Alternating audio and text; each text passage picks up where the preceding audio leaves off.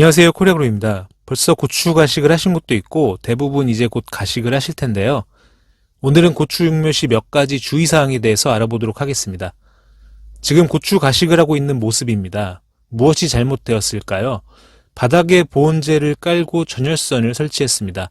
그리고 전열선 위에 바로 포트를 올렸는데요.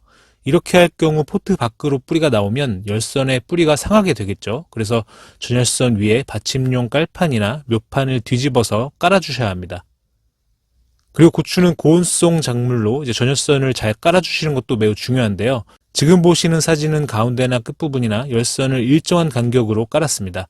이제 활대 가운데 부분은 그래도 온도가 잘 잡히지만 활대 바깥쪽 가장자리 부분은 높이가 낮기 때문에 온도가 잘 잡히지 않습니다. 그래서 온도가 잘 잡히는 가운데 부분은 약 11cm 정도로 넓은 간격으로 열선을 깔고 온도가 낮은 쪽은 점점 열선의 간격을 좁혀야 합니다. 즉 활대 가장자리에 가까워질수록 열선의 간격을 점점 좁혀주시는 게 좋습니다. 지금 말씀드린 부분은 고추 육묘를 하시는 농가분들은 대부분 아시는 내용이었습니다. 그리고 정말 사소한 부분이라고 생각할 수도 있지만 한 가지 잘못된 점이 또 있는데요.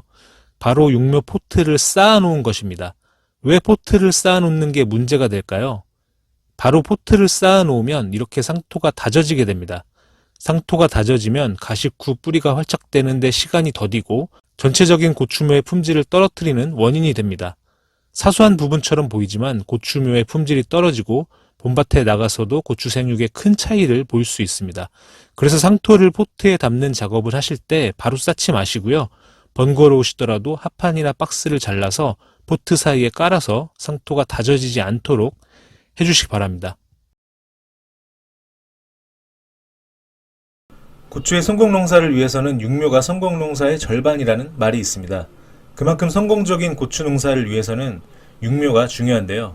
고추는 육묘 기간이 상당히 긴 작물이기 때문에 냉해에 비해 도장 등 각종 문제가 일어날 수 있습니다. 그리고 고추 육묘 중 많은 꽂는 분화가 일어나기 때문에 안정적인 양분 공급도 매우 중요하고요. 오늘은 고추 육묘 시 주의사항과 성공적인 육묘를 위한 방안에 대하여 알아보겠습니다. 우선 좋은 고추묘 조건은 도장되지 않고 잎색이 너무 연하거나 진하지 않으며 떡잎이 정식 때까지 싱싱하게 붙어있고 병충해 피해가 없으며 모종의 뿌리 발생이 많아야 합니다. 그럼 이렇게 좋은 묘를 기르기 위해서는 무엇이 필요할까요? 우선 적절한 물 관리가 중요합니다. 물을 조금씩 자주 주기보다는 육묘상 민명까지 충분히 젖도록 관수하고 육묘상 온도가 충분히 높아진 11시부터 1시 사이에 찬물이 아닌 20도 정도의 물을 관수를 실시합니다. 물을 너무 과하게 주거나 물을 늦게 주면 과습해져서 뿌리 생육이 저조해지면서 생육에 문제가 됩니다. 그리고 온도 관리도 매우 중요한데요. 적당한 주간 온도와 야간 온도가 되어야 하는데요. 특히 야간 온도는 15도 이하가 되지 않도록 관리하시는 것이 매우 중요합니다.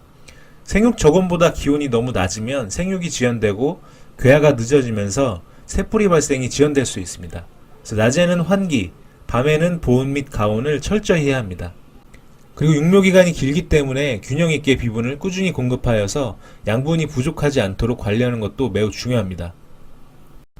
고추 육묘 중 발생하는 문제점이 여러 가지가 있는데요. 먼저 냉해 발생에 대해서 알아보겠습니다. 묘가 어릴 때는 온도 관리가 제대로 되지 않는 경우, 그리고 찬물을 잘못 공급했을 때도 많이 발생할 수가 있는데요.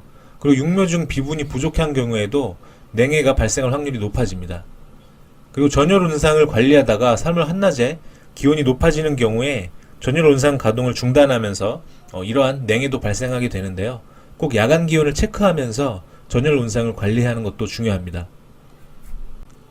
다음은 양분 공급 문제입니다. 고추는 육묘 기간이 길기 때문에 옷걸음 시비가 필요합니다. 하지만 잘못된 비료의 사용으로 가스 피해가 발생하거나 과비로 인한 농도 장애를 받을 수도 있습니다.